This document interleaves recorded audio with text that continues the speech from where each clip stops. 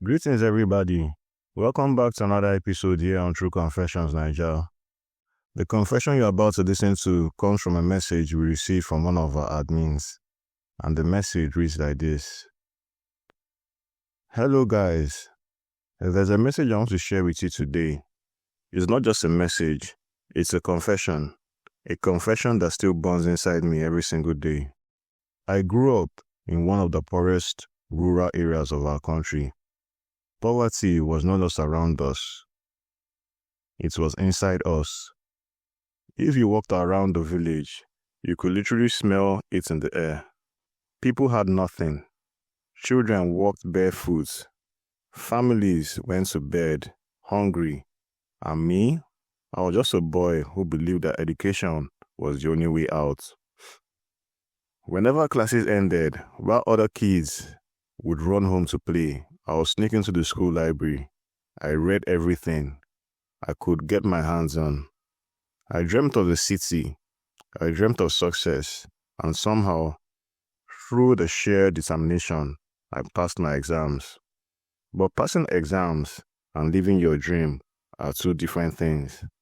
When I finally left the village and arrived in the city to attend a technical college, that's when reality slapped me in the face. The city taught me a harsh truth. If you don't have money, you are nothing. My parents couldn't afford my fees. I had to drop out. I tried my best to survive. I first worked as a security guard. Long, cold nights, standing at gates, earning peanuts. I knew that job would never take me anywhere. So I left and started working as a gardener. Every morning, I'll mow lawns for rich people, watching them drive past in their big cars, while I couldn't afford a proper meal. Eventually, I went back to the village, defeated. There, I spent time with my girlfriend. She loved me even when I had nothing, and later she became my wife. I thought maybe going back to the city with her by my side would give me new strength, but instead, life got harder. You see, my wife was a prayerful woman. Every evening, I'll come back tired, hungry, frustrated, and instead of food waiting for me, I'll find her praying, always praying, and I hated it.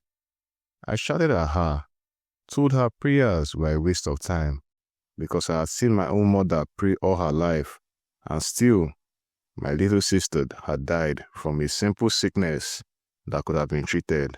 I hated church. I hated God.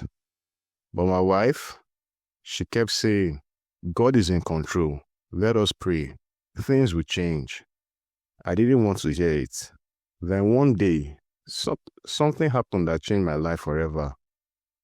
I was at the shops when I saw an old college mate. Back in school, he had been as poor as me, but now he was driving a huge car. I thought maybe it was a company car. But when he smiled at me, he said something that shook me. This is the cheapest car I own. I couldn't believe it. He gave me his number, told me to visit him, and drove away. I ran home, excited, and told my wife, but she just laughed. She said, "Don't be fooled. Riches from God last forever. These quick riches will destroy you." Her words annoyed me, but deep down, I couldn't stop thinking about that car. A few weeks later, by chance, that same friend drove past the house where I was gardening. I called out to him and he stopped. He gave me money on the spot and asked me to visit him. When I went, I thought I'll only stay for a day. I stayed 2 whole weeks. When I returned home, I found out I had been fired from my gardening job. My wife was crying, begging me to apologize so I could be rehired, but I refused. I was tired of begging, tired of poverty. I told her to pack a small bag. I didn't want the spirit of poverty following us. We left and moved into a house my friend rented for me. He paid my rent for months. But in the 5th month, when I asked him again, he laughed in my face. He said, "Do you think I'll keep fishing for you forever? No, I will teach you how to catch your own fish." That was the day my life changed forever. He told me about money rituals. At first, he didn't explain much. He just said, "It's not scary. I did it. All these men you see who are rich, they did it too." One night, he took me to meet his priest. 6 other wealthy men were there.